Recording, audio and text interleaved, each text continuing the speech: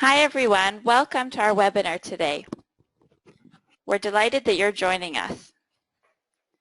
For those of you that are new to MyHeritage, we're going to tell you a little bit about who we are. MyHeritage is the leading global destination for discovering, preserving, and sharing your family history. Our platform and DNA kits make it easy for anyone, anywhere to embark on a meaningful journey into their past and to treasure their family stories for generations to come. Our powerful technology does the searching for you, revealing fascinating new details about your family history effortlessly.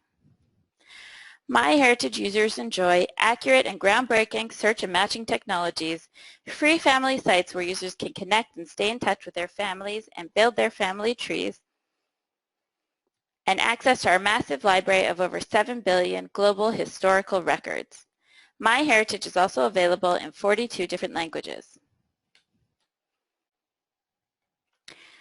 As of recently, MyHeritage DNA offers technologically advanced, affordable DNA tests that reveal users' ethnic origins and can match you with previously unknown relatives. Here's an image of our easy-to-take DNA test, simple and affordable, and can be done just with a swab of the cheek. And now I'd like to tell you about getting the most out of this webinar. Close or pause any unused programs, turn up your speakers or use headphones, and make sure to open the webinar's control panel.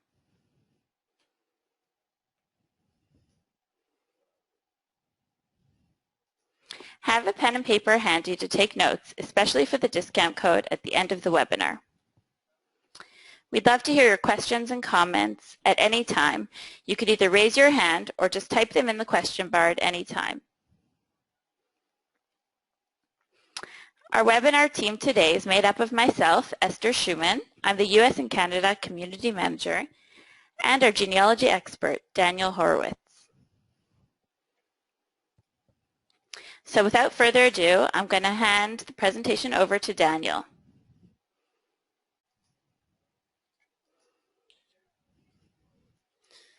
Hello everybody. Welcome.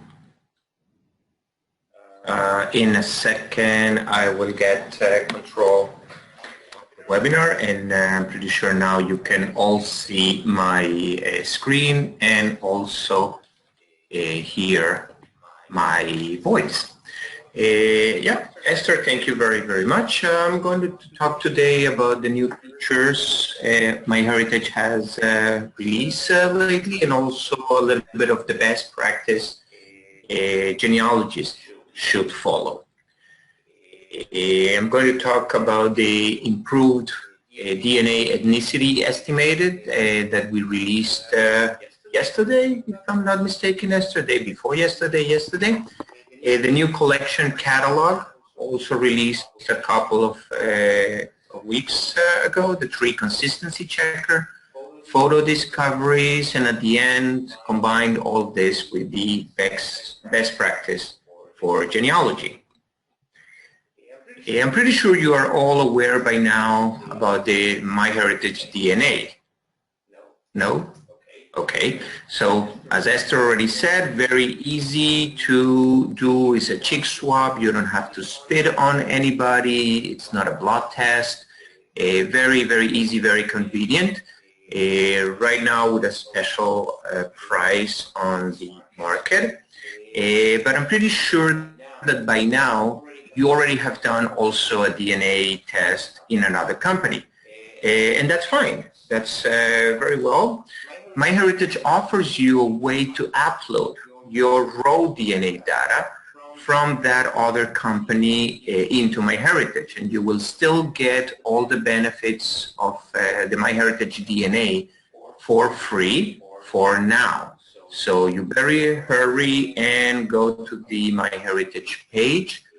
Under the DNA, you will see a link that will get you to the upload DNA data. Over there, you will get instructions step by step from the 3 companies that we support upload, and you will be able to extract the DNA from them, the raw data from them. It's a digital file, and we will understand it, and we will be able to use it to provide you matches and also an ethnicity report for you for free. You can upload your own DNA, or you can upload somebody else's DNA results. And so far what I have been following on the media, people doing this are very, very happy with it. They can compare and see the benefits of doing this also with MyHeritage. One of the benefits, you are going to get matches with the international pool of people. MyHeritage understands and supports 42 languages. We have users, millions of users from all over the world that are also testing and uploading their DNA.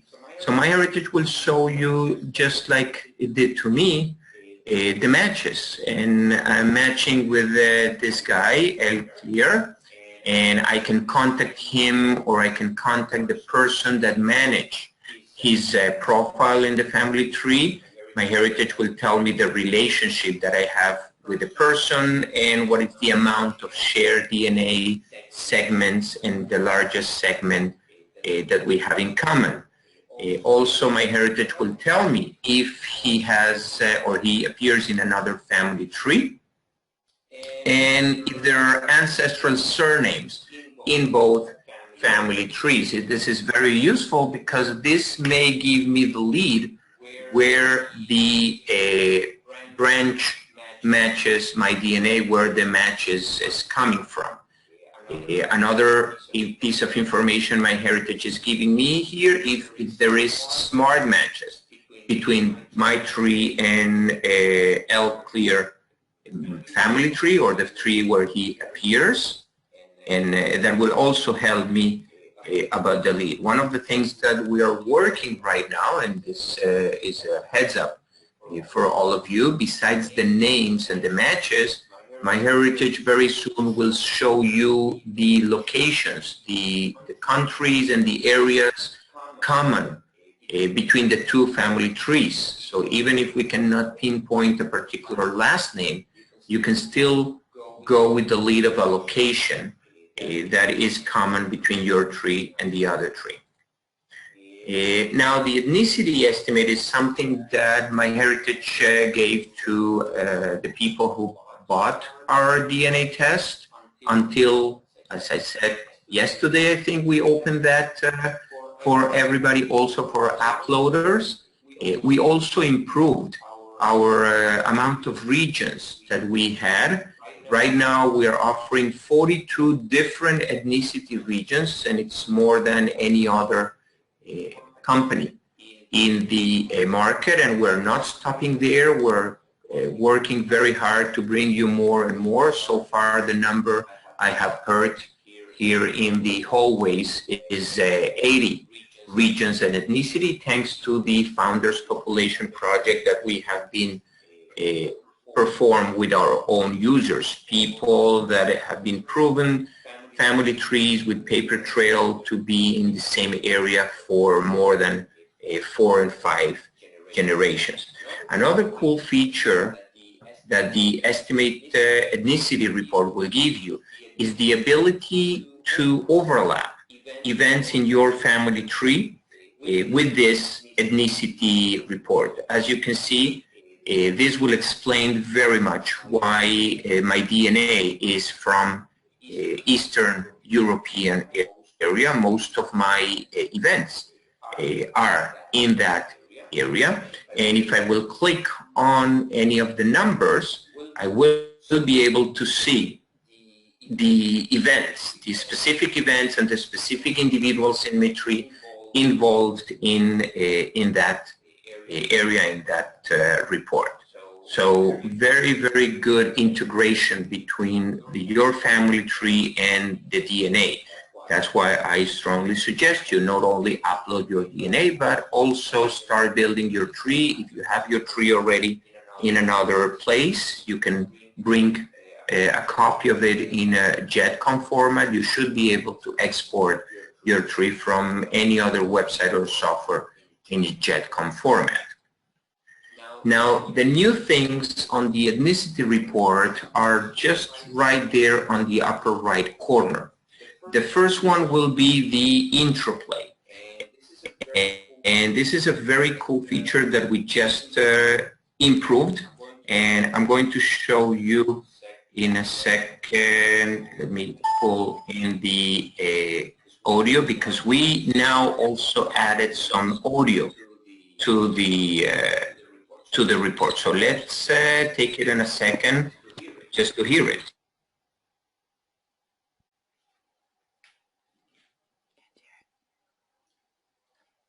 Okay, 1 second. I was told you cannot hear it, so 1 second.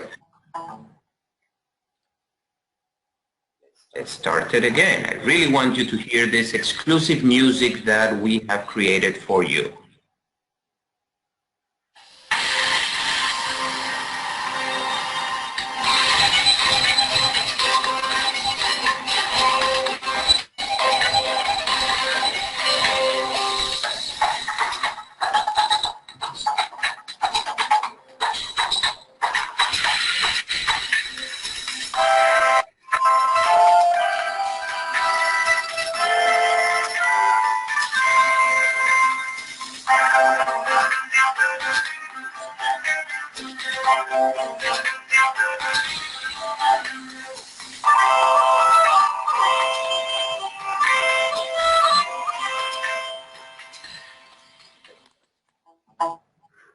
Isn't that nice? MyHeritage is very proud of this new feature with the sound that we have created especially for this report. And I understand we have a little bit of feedback.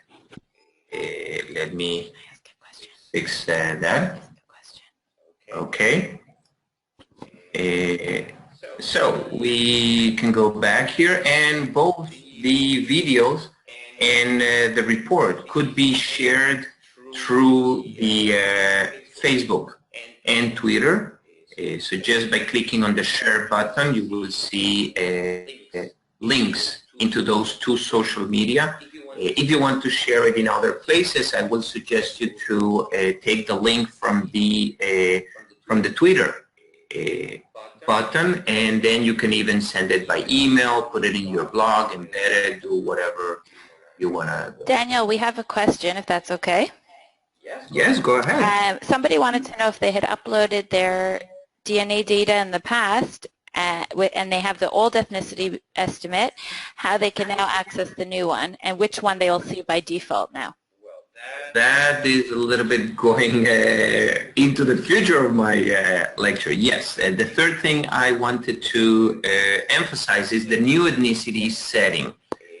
Until yesterday, we were using a mathematic formula to set the different regions. Since yesterday, we have a better,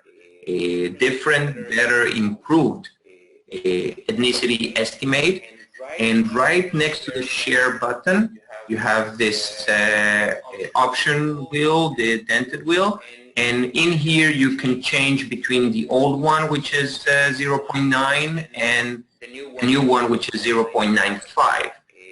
Both are still in beta. We're still working very, very hard. Hopefully, very soon, we're going to experience another improvement, and hopefully, or maybe going out of this beta stage.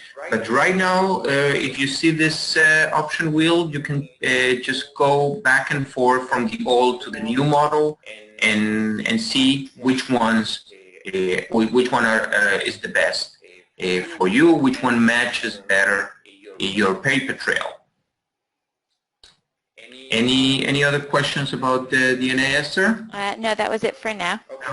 Okay, good. So then let's go to the next feature, which is the collection catalog that we have for our search engine. This is also a very much expected feature, especially because you all wanted to know exactly what the MyHeritage search engine was having for you. So we have here most of our collections. Yes, not all are in the catalog, to tell you the truth, but we left out only very small collections. So no need to worry. And we will automatically give you some feature collections, the new ones. We will give you also details when this collection was updated and if it has images or not. And of course, you can find this collection catalog under the research button in your menu right there. What you can do with this report? The first thing is you can sort, as I said, by the number of records. So you can go straight to our biggest collections or smaller collections, the last update or the collection name. You can also filter by categories right on the left side of the panel, and that will show you all the collections with that specific category. You can refine or search by location or even by years if you are focused and interested on a specific one. And if you are like me that likes to actually see the record, you can even check the lower checkmark button and see the only collection that has images.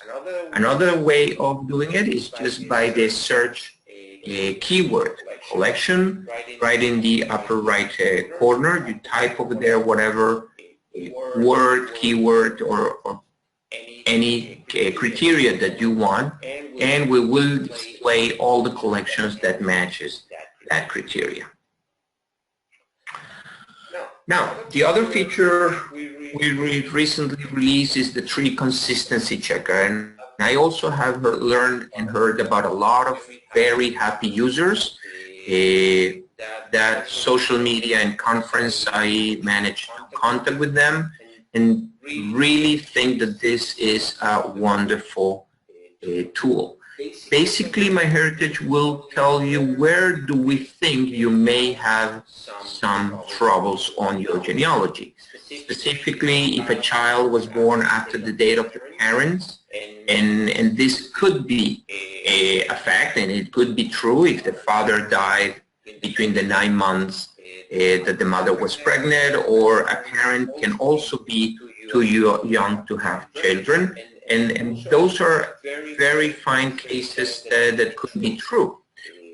Alive, too old, or prefix in the first name or last name when you type your names in there. So MyHeritage will give you some leads on possible mistakes. Some of them you will be able to correct just from there by clicking on the result button, the green button that will show below. Some others will require you to go into the family tree and actually change the information that you have over there. Now, you have also a way of ignoring a specific fact if, for whatever reason, just Lillian, it is 149 years old, and I don't know your family, this may be true. You can just ignore this fact, or you can ignore all the facts related to this consistency error. Or even better, you can customize what things you want to be alerted about. You can customize the years, what it's considered too old or too young, and which alerts you want to receive, which warnings you want to receive from your family tree. So it's in your hands. We're only suggesting you and bring to your attention possible mistakes and possible issues your family tree may have. Now, into the instant discoveries, which we already had for a good couple of years, I think, we recently announced a second part. So far, we have been giving you what we call personal discoveries based on a common person between you and another family tree. And thanks to this, you could bring a whole branch up to, in this example, for up to 36 people that are missing in your family tree.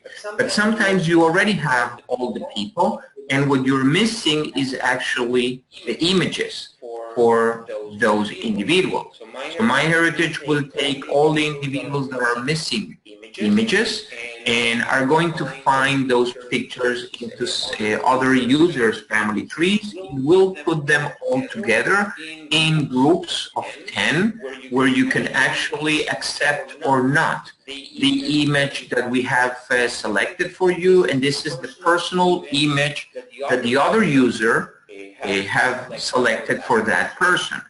Talking about the best practice, I particularly hate when people use a tombstone or a document as the personal picture, but this is a free world and everybody can manage their family tree as they want. Probably that is really the only picture that you will ever get from this individual. Of course, you can always contact this person and say, hey, where did you got this image? How you got this image, and we are related because we're sharing the same individuals. You can refuse, as I said, to get this image, and if the person did his work properly, you can also see other names and other people tagged in the same photo. So by accepting this, the image will copy it into your tree, it will be attached or associated to the individual in your family tree, and you can enjoy all this from the discovery panel in your website without a problem.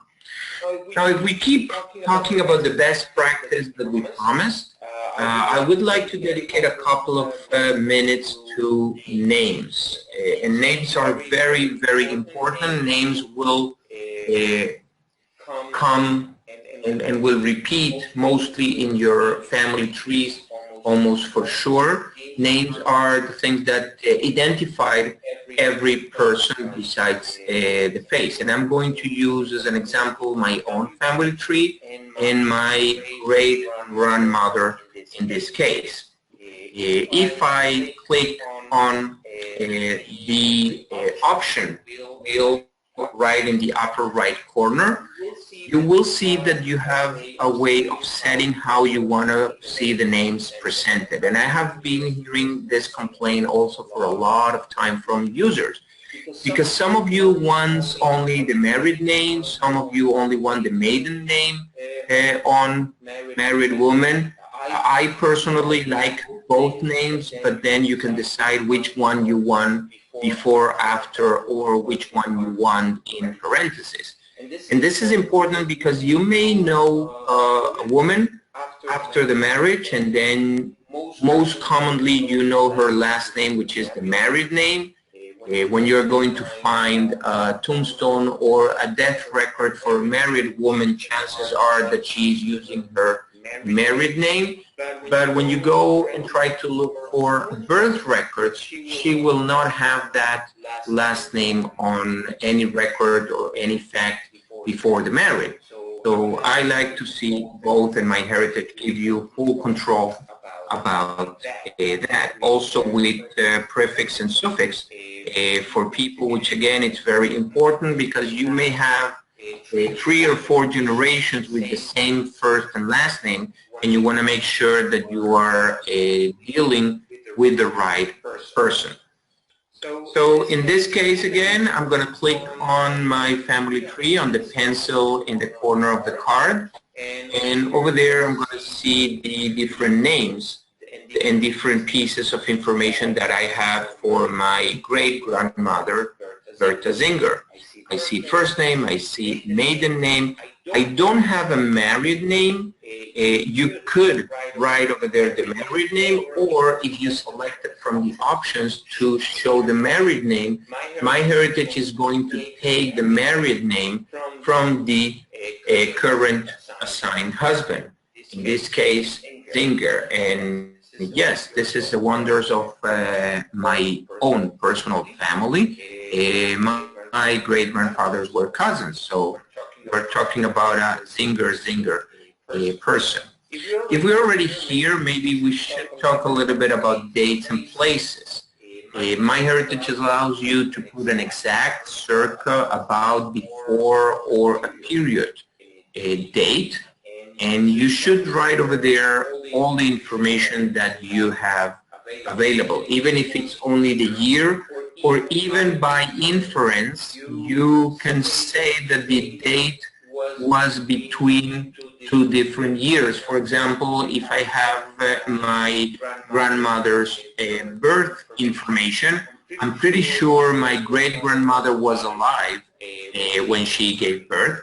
Probably she was even about 18 or 16 years, so I can infer that her birthday or her birth year was before a specific date or after a specific date. And these are in the cases that you don't have any record or any proof or of an exact date, but it will give you a little bit of an idea where this person was born. Then with the places, you should use or go from the more specific one by including probably the complete address, the name of the street and the number, the town, city, county, country, and all the details that you can. When I am using burial places, I like to put over there the area, the row, the section where the person is buried, everything that will allow me to get back with the minimum amount of time to the exact location where this person was. Now, if I would like to go into more detail, I have a link down here where it says edit more file and more facts. That will allow me to use the prefix, the suffix, the married name, but even more than that, the religious name, former name, the person changed the name, the nickname, and again, this is in order to make the name as complete and to make sure that we are working on the same person and we are all in understanding who this person is, and even a little bit of history if I know that this name was set on name or after the name of somebody else. If we are already in this very advanced section of the tree and of MyHeritage, definitely I have to mention the sources. It's very important for genealogists to have all the facts with a source citation. The easiest way to do that is to go into the last option of this list of sections where you can see all your facts. In here you can add not only notes but also citation. You can add different citations for the same piece of information if you find it in different places.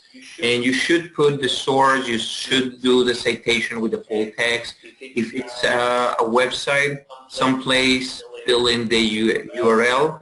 And I always like to keep track on my, like a personal log, when was the date where I added this piece of information or I found the source citation. I also like to add the image of the document as a fact photo that you can do it right from here and have everything attached and tagged to the right person.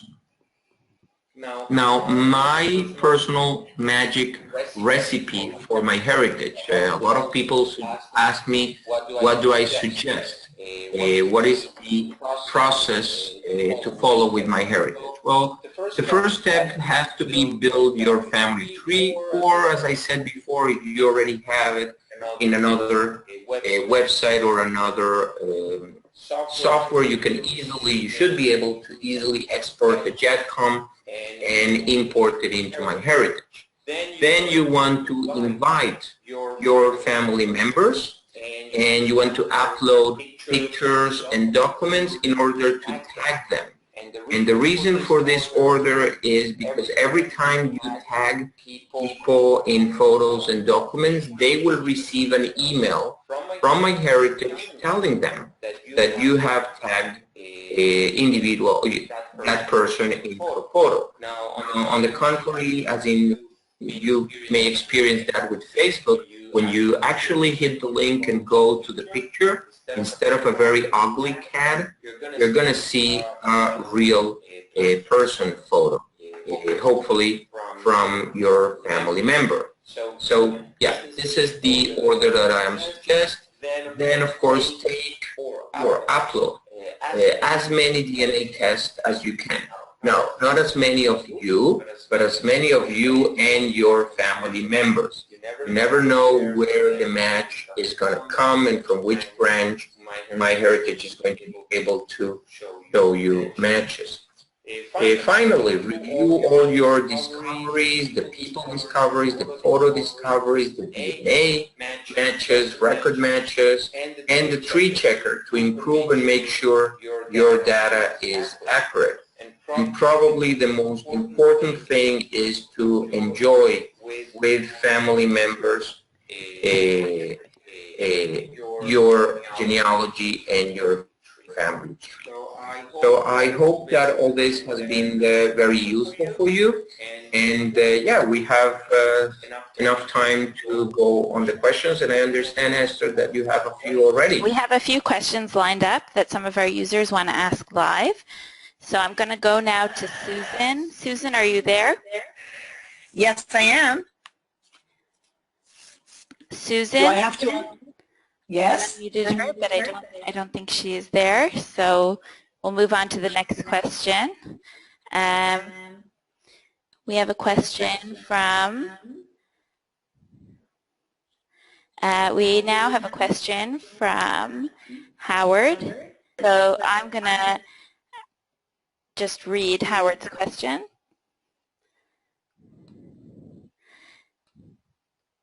So Howard wanted to know what GEDCOM means for newbies, for people that are new to genealogy and who don't really understand the term. Totally right, Howard. I'm sorry for that, and welcome to genealogy. GEDCOM is a standard format that will allow you to move your family tree from different platforms. Let's say it's like a text document where you have only letters and characters. You will be able to open that file in almost any computer with different programs. You can use Microsoft Word, you can use any TXT or text file reader. The GEDCOM is a format that knows to put in the right way all the information from your family tree, and in a way that whoever received that information can put it back together into the family tree display for you to keep working on that. I'm pretty sure that if you Google or you check on the FAQs of the system, whatever system you're using, you will find the right instructions on how to export that. Now we have a question from Peggy. Peggy wanted to know if you upload your family tree from another service, from Ancestry or from, does it copy the tree from there exactly as it is? Does it move it? And I guess this is also a relevant question for DNA data as well, if you take DNA data from another testing service. So both when you export to GEDCOM or export your raw data from whatever system you're currently using, you are generating a copy of it. You are not deleting it or removing it from the place where you currently have. And by importing it into MyHeritage, you are generating actually a duplicate of your information, and besides enjoying all the features that MyHeritage is giving you, it also works as a backup if something happened with your computer or any of the systems that you are using. So no worries, you can export as many and as much as you can and you want. You're not deleting or removing the original information. Do we have another question in the pipe? So I'm going to try and open up for Susan again, who we tried to get to speak in the past. Susan, are you there? Yes, I am. Am I unmuted now? Yes, we can hear you now. Thank you. I'm Susan. Susan, I'm from Montreal. I really enjoy MyHeritage. And my question was, I was noticing, because as soon as I saw the ethnicity option, I went on and I checked, and I noticed that if I had a spelling, I'm the one who wrote earlier, for example, I had a death, and I had that it was in Scotland, but I put the place, and it only had the letters SC.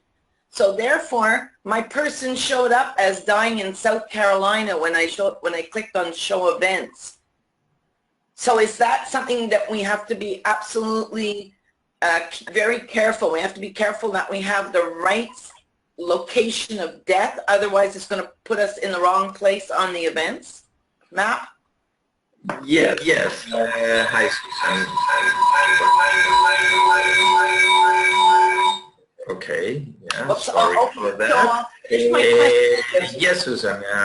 Very nice to talk with you. I actually planning to go to Montreal in a couple of weeks. So if you see me around, say hi.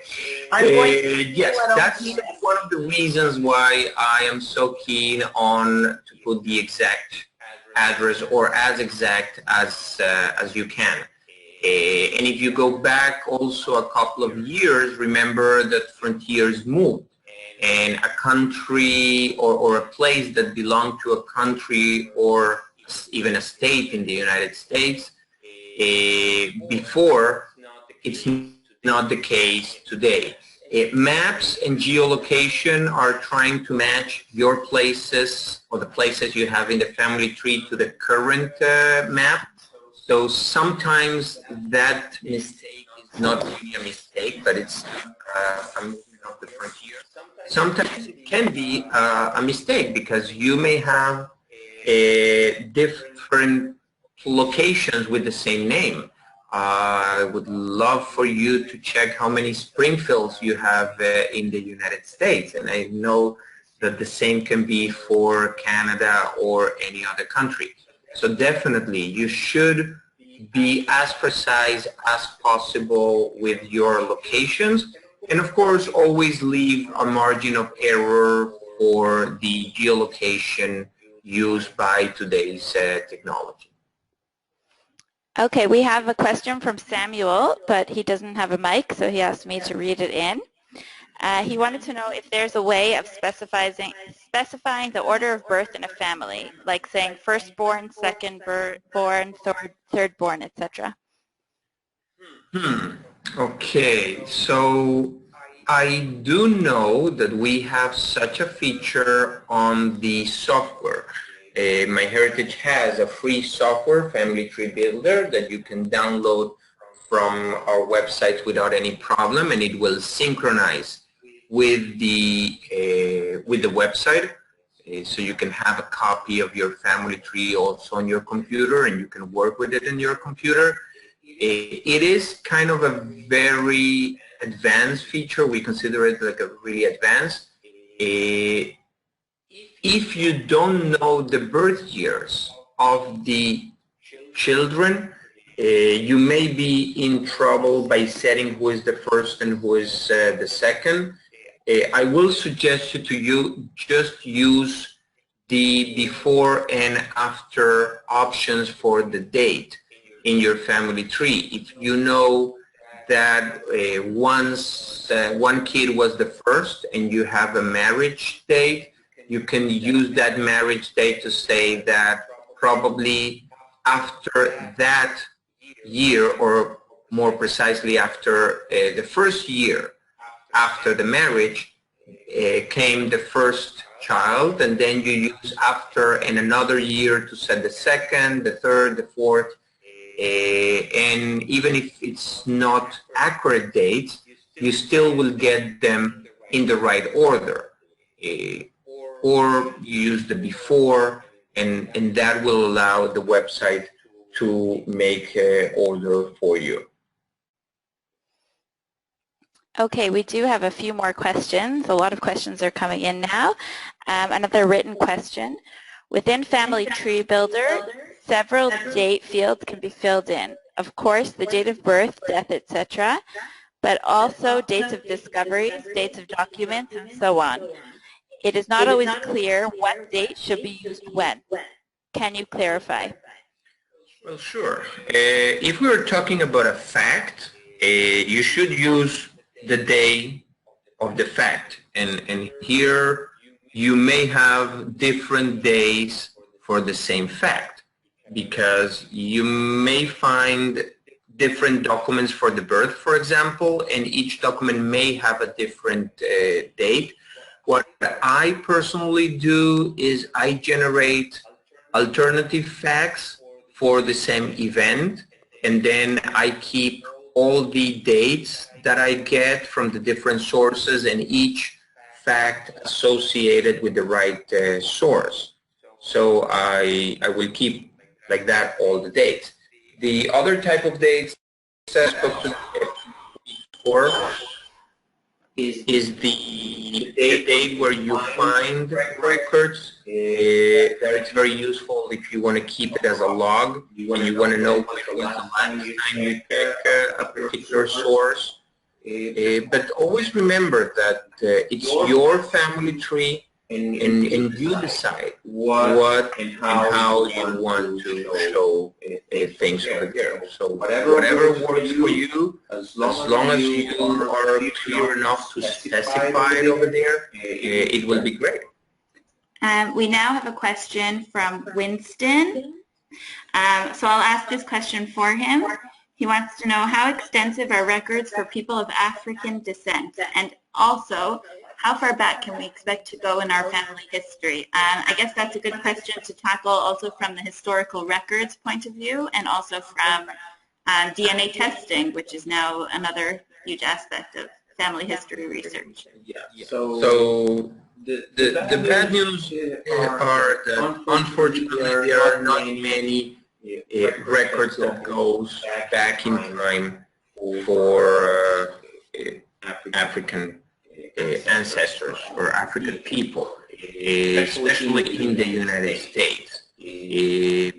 People have gone with a lot of luck to the mid-1800s, but again, it will depend on each case. I definitely am not an expert on African or black genealogy, but I'm aware of a few of those cases. And this is a perfect case to use DNA in order to try to find other relative or discover common ancestors. Anyhow, MyHeritage is doing great efforts, not only for this area but for all others. We already have a big amount of records coming from all over the world, and we are processing more and more records. So hopefully, if we discover a source, we will bring you the records as soon as we can. Catherine doesn't have a microphone, but she wanted to know if in the future we'll be able to add GPS locations to addresses in our family trees. Yeah, definitely. I think that's a feature that will come. But right now, I would suggest you to just put those GPS locations into Google Map, and Google will actually give you a specific address for that place, and you can use like reversing that address and use that address on the place field, and you will be directed or using the correct location. But especially with today's people using more the photos coming from their phones, and phones having GPS locations, also digital cameras having GPS location, that is an advantage and a very possible way of going into the near future. Hazel also doesn't have a microphone. like most people listening today, it seems. And she would like to know, would you consider other family trees, such as from Genie, Family Search, etc., as documents? I guess when you're entering them as sources into your own family tree on MyHeritage. Well, yeah, Hazel, more or less. And I know that this question is coming from the record matches feature that MyHeritage has, because those family trees are shown as record matches. And yes, any other tree should be a record for you. MyHeritage considers like that and will source cited as a record for family trees, as you very well said, the Genie, Family Search, WikiTree, and I think we have one more family tree source that we use. Now, if you are importing a JETCOM or a whole tree into your research, then probably you should, again, use source citation and say that this is coming from a specific family tree, and you can decide if you want to take it as a record or not. And notice that I have been using the word record, not the word document. Document, for sure, it's a piece of paper or a photo can be a document. A record is a little bit more wide and can get into it more options. Okay, we have a live question from Annalise that we'll just Hi. Yes, Annalise, are you there? I am here. Annalise? I am here. Yes. And I wanted to know how MyHeritage can help encourage how MyHeritage can help encourage her matches to respond to messages. Well, that is definitely we don't play Big Brother. We are definitely not responsible for users that don't want to respond. There are very few cases where the person that you are trying to contact passed away, and we do try to keep an eye on those, and a lot of times we receive emails from relatives that want to take control of that family tree or their website, and we allow them to after some verification. But unfortunately, I would say it's just like a regular phone. You can call your cousins on the phone as many as you want, and it's up to them to answer or no. So yeah, that's the facts of life that unfortunately we need to deal with them. And I've seen a few questions about DNA, about the MyHeritage DNA test from users that don't understand if you have to test the maternal or paternal side. So just if you could go over that quickly, just to give everyone a brief overview. Yeah, very fast. The type of DNA that MyHeritage is testing is called autosomal, meaning that with the test of one person, no matter his or her gender, you will get samples from both sides of the family, the father and the mother. Of course, and again, the more people you test, the better. If you test your father, you're going to get his father and mother DNA, but you're going to miss your mother's side of the family. So you should try to get a sample of at least both your parents or your four grandparents, other people in the family. Right now, I'm in a personal quest trying to get the DNA of all the elders from the family, just to make sure I have their DNA as fast as I can before life do his work. But yes, the more the merrier, definitely. I think that's all the time we have for the questions today, even though we received tons and tons of questions. And I'm sorry that we weren't able to get to every single one. There were just so many coming in.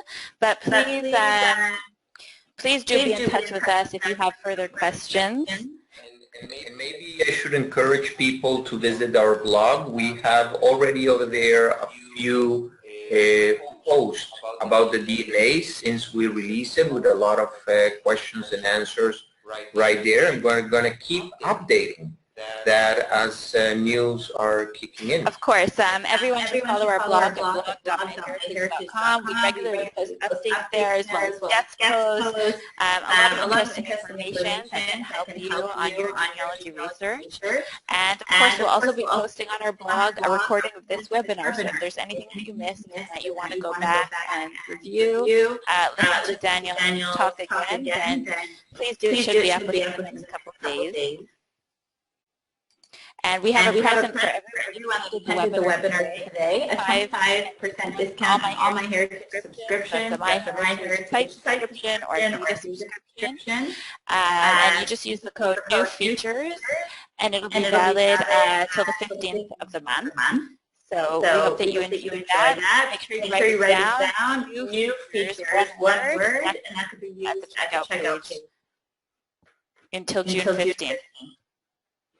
So again, if there's any comments or questions about today's webinar, please write to us. Support questions, any technical issues that you may be having, write to us at support@myheritage.com. And any input or feedback about the webinar or questions about Daniel's talk, we'd love to hear from you. If you have ideas for future webinars, that would be great. Yeah, that would be fantastic. We'd love to do that. Webinars@myheritage.com. And I just wanted to pass back to Daniel. And he's traveling a lot in the next few weeks. We thought maybe we could just tell everyone where he'll be in case anyone's going to be around any of the genealogy events that he'll be at. With the Southern California Genealogical Jamboree, if you're planning to be on the west coast of the United States, you're more than welcome to pass by and say hi. And then that was going to be the second weekend of June, next weekend actually.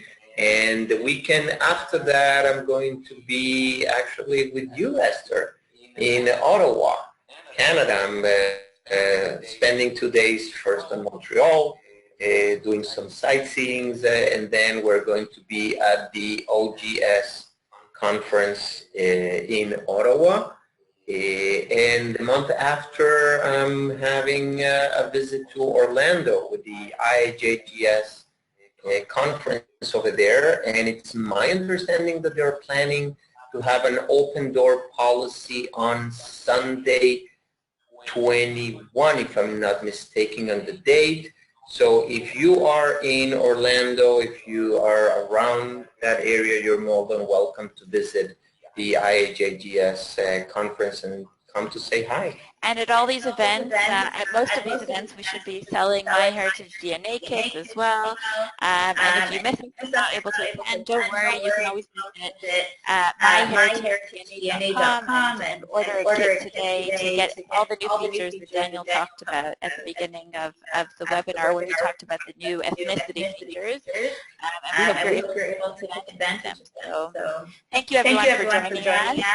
And thank you so much to Daniel. People are writing that we need to have a second webinar to cover more information. So we do have more webinars in the future. So just stay tuned, and we hope to hear from you all soon. Thanks again.